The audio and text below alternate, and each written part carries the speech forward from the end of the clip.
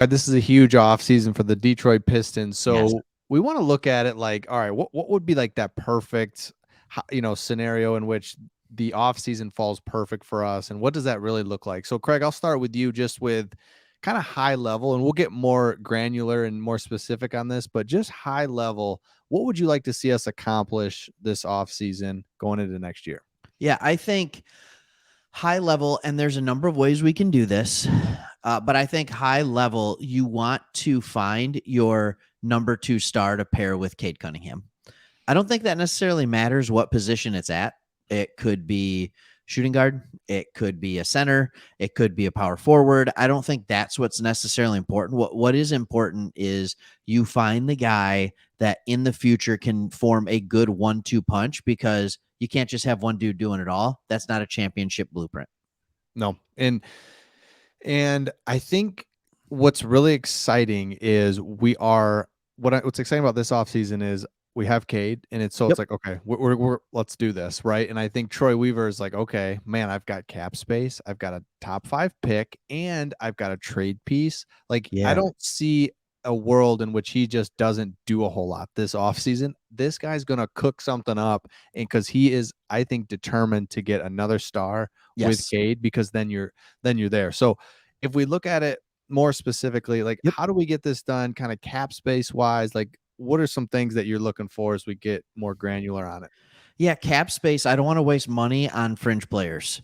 So guys that we love, Frank Jackson, Hamidou Diallo, Marvin Bagley. Like, if we don't bring any of them back, we have $36 million in cap space, according to Sport Cap.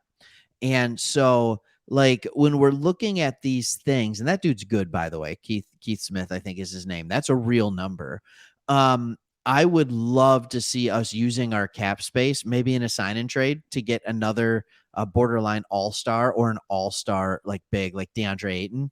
I think we Mhm. could use that. Maybe give Jeremy Grant back in a sign and trade, because you have to understand, if you're the Suns, you're going to get something back for him, but you can't expect a ton, because they're also giving him away with a max contract that he might not quite be worth. I think he will be once he gets to Detroit, but like, it's something like that. It's like, okay, you pair a good, reliable, quality big man with Cade, and Cade can just straight get in his comfort zone. Oh man. Dude, like, that's a perfect example of something that you do and you don't mess around. You said it, with fringe players. It's not how you win. We No. yeah, did we get it? We got an opportunity. It's so funny because it's like, well, the only team really to do that, it's like the Pistons, right? And '04 Pistons. And it's like, we would argue those guys were actually like legit, all right? Like, Yeah. you cannot win, like, those were not fringe or like just like really good players. We had a couple great players. You just Yes. literally cannot do it. So don't waste money, cap space on, Yeah. oh, he's pretty solid. It's like, we're Yeah. not gonna go back to that, man. Like, I get it. Frank Jackson can be a good player. He might be.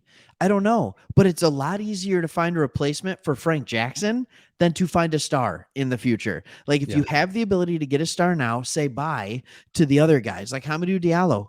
Fun to watch. A lot of steals, high flyer, can't shoot.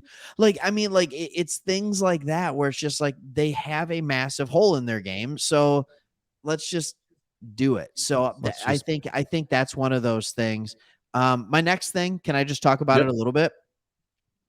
Keep the number 5 pick, and I would love to see us draft either Ivy or Murray in that spot. Mhm. If one of those guys are available. So my perfect fit in the draft would be to get one of those guys to possibly create like something that could play off of what Cade and DeAndre Ayton are doing, if we could get Ayton. Yeah, so that's right. So draft Ivy or Murray at 5, stay Yep. there. We're happy with 5. We think one of those guys will be there.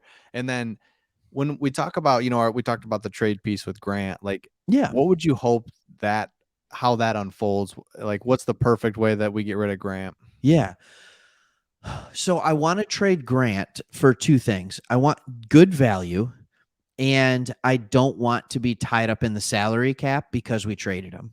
So I don't want to trade him and then we get players back that are on the books for 2, 3, 4 years, something like that. Like, I don't want to mess around with that. I want to have cap flexibility next year because we traded Jeremy Grant. Mm. So I would love like trade Jeremy Grant for either pick 7 or a sign and trade for 8. And like these are high level, but we said this is the perfect offseason, right? Like all these things happen. So when you combine all these things, they don't waste their cap space on mid-level players.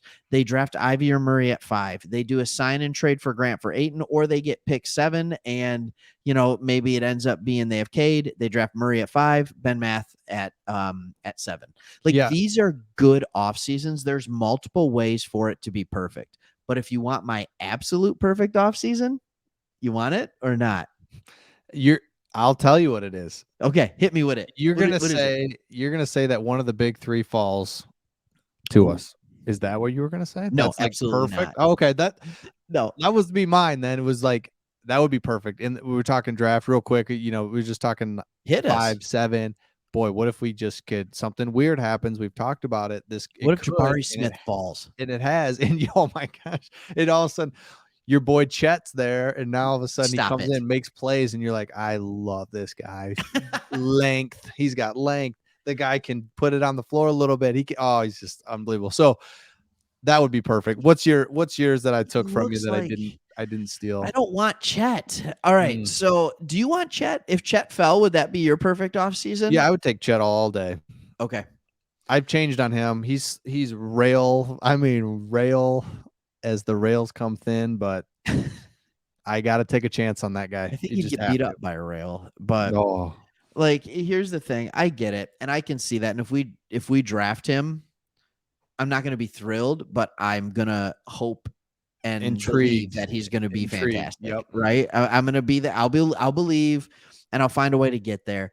I think if you're saying to me, what is our perfect off season?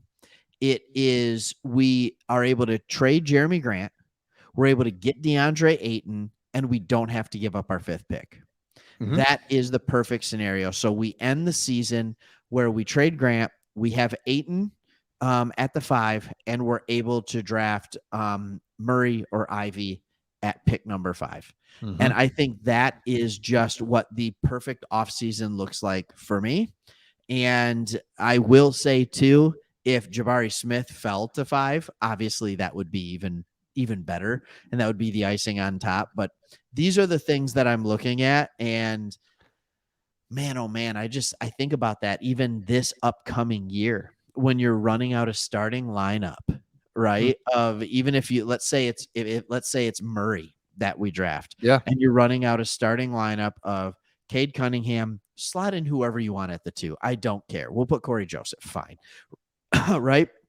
Sadiq Bey, Keegan Murray, DeAndre Ayton. Like that's a team I could get behind and have fun watching for some Yep. time. And we're I almost feel like too Troy Weaver is going to give us the Brad Holmes treatment too, where he's going to do something out of left field. Like I could see that all day long. It's like, It'd be oh fun. wow, he packaged this for that, and okay, like love it. So that's what's really intriguing for us is like we can see what would be great, but I can Yep. also see it going completely different. And hey, Yeah, he's smarter than us, and that's a good thing. So it's a good thing. hope you've enjoyed this video. Make sure you subscribe. We put out Lions and Pistons videos, so if you subscribe, you'll get notified when those come out, and we'll see you on the next one. See ya.